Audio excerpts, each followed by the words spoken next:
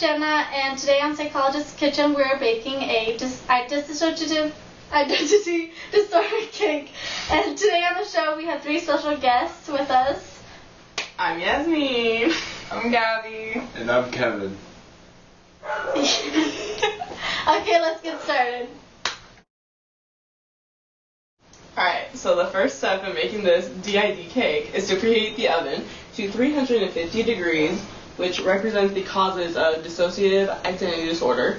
And some of the causes can be sexual abuse, any childhood trauma that would the child or person would ever experience, and also they develop this because it's a way for them to cope with their feelings, and it's like an escape mechanism so they don't have to deal with their experiences. Okay, to make the DID cake, we will need to mix the symptoms. What you will need is the depression cake mix, the dissociating eggs, the memory loss oil right here, and the sleeping disorder water.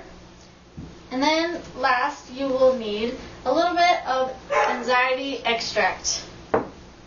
Okay, first pour the depression into the bowl.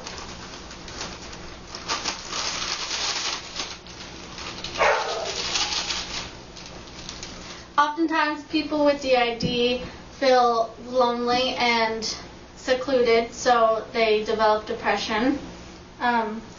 Second, we already have, you will need to dissociate the eggs into just egg whites.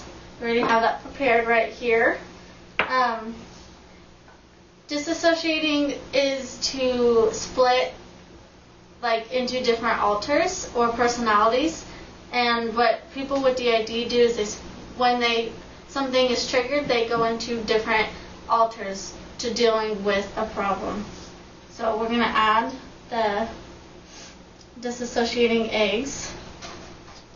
Then we'll need to add the memory loss oil, and a big common symptom of DID is memory loss, because oftentimes when the people with DID dissociate into different alters, they aren't themselves at the moment, so they're not consciously there. So for that time period, they completely black out. So we're going to add that. Next off, we're going to add the sleeping disorder water, for example, insomnia. Many times they develop sleeping orders because of anxiety and depression, and it makes it hard for them to sleep. And last, we need a dash of anxiety. That goes hand in hand with having depression and having a hard time dealing with the disorder itself. And next, we need to mix it. As you can see, I've separated the mix into the 3 different parts of the brain that the disorder affects. The hippocampus is in charge of the memories, and when people have dissociative identity disorder, they have memory loss or memory gaps because of their different alters. It also affects the pons because the pons is in charge of the stress level, and stress can trigger the different alters to come out. The amygdala is also affected because people with dissociative identity disorder usually have unstable emotions, and that is the part of the brain that the disorder affects. Now we'll put the disorder in the oven. This represents the diagnosis part.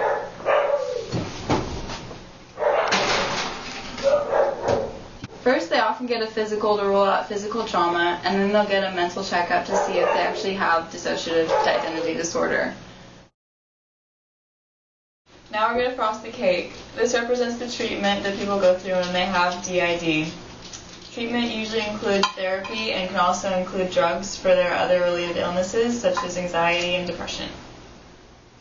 Swag. We're going to hear a word from our sponsors.